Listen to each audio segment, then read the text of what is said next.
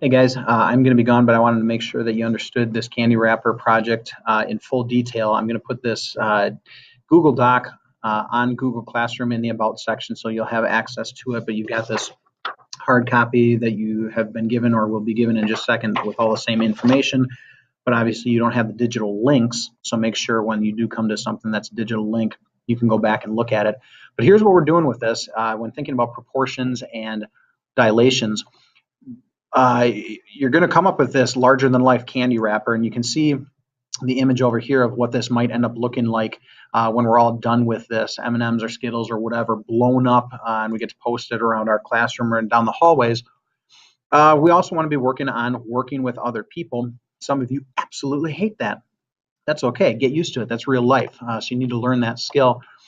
And then we want to deepen our understanding of proportions and see what does that really have to do with dilations. If you're still struggling with dilations, this link right here might be kind of helpful to you as well.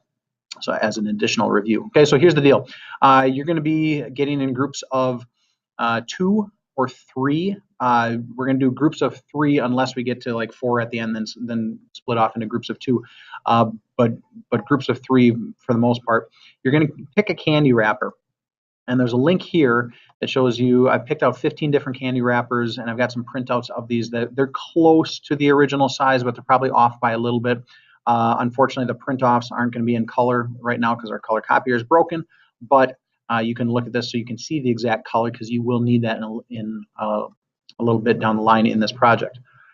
Okay, you are going to create a larger-than-life candy wrapper display, and you've got the photocopy already printed for you. It just needs to be divvied out. I don't want to have 17 Skittles, all the same thing. So we're going to make sure that out of the 3 classes, there's only a handful of Skittles, a handful of M&Ms, just so it looks a little different.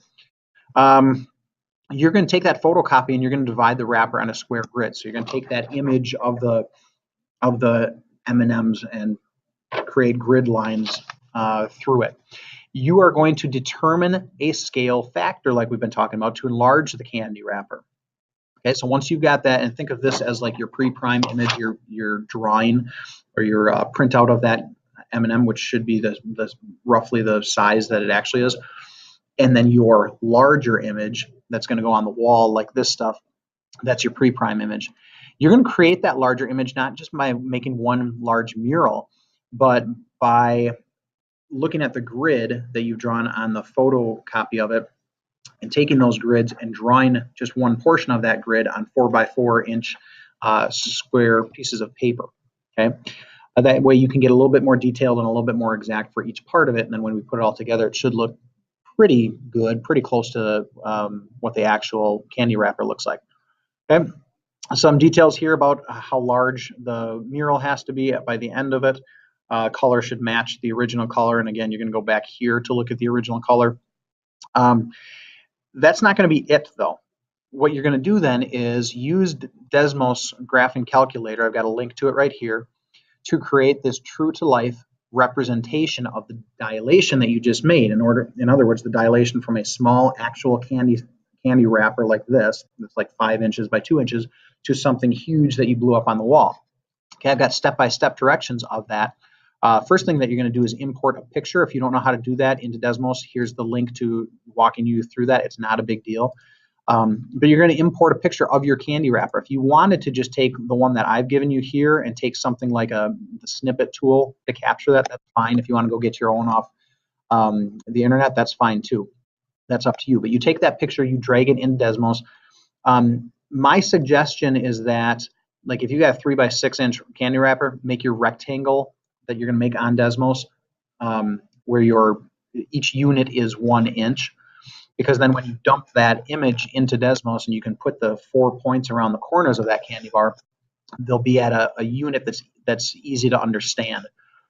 We're going to then use the origin 0, 0 as your center of dilation, and you're going to create 4 lines. This is going to take you back to algebra a little bit because you need to figure out the slope of a line and the equation of a line that's going to go through the origin and then also through those 4 points around your candy wrapper. Okay, and then since you're going to be blowing this thing up, making this scale image of it that's going to go on the wall, you're going to create 4 more points way out on the lines that you created, using that scale factor where they should end up being, and drop those into Desmos as well.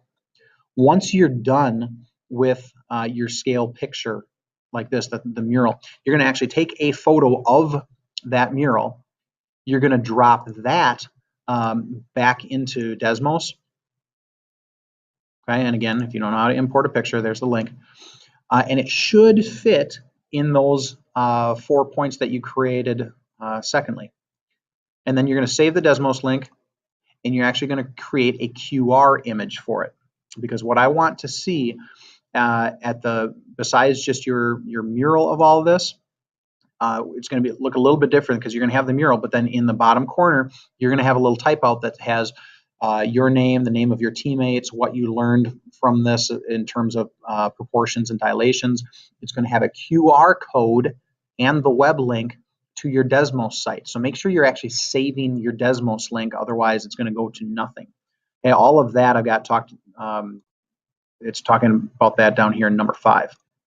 Okay, and then you're going to submit a self-assessment to make sure that you've done this properly, filling out the rubric I've got listed here below.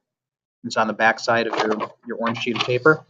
And then this is going to be due by Friday, March 9th. That's a week from, well, today that you're seeing this video. Okay. We'll have a little bit of time in class on Monday and maybe a little bit on Tuesday. After that, it's going to be something that you're going to be doing outside of class time. Okay. I've got a little note to myself. You can very easily divide up some of the responsibilities where you guys say, okay, I'm taking this square, this square, this square, this square. You take these other 7 squares as far as your drawing. One person could really be doing the majority of the work on Desmos. One person could be doing the majority of the name tag that's going to go in the corner of the mural. Okay, so there's a lot of different stuff. We shouldn't have an issue divvying up responsibility. Don't get stuck where one person's doing most of the work. Okay. If you have any questions, I will be back on Monday, or if you are a little impatient, you want to email me before then, you can try that as well. God's blessings on your day.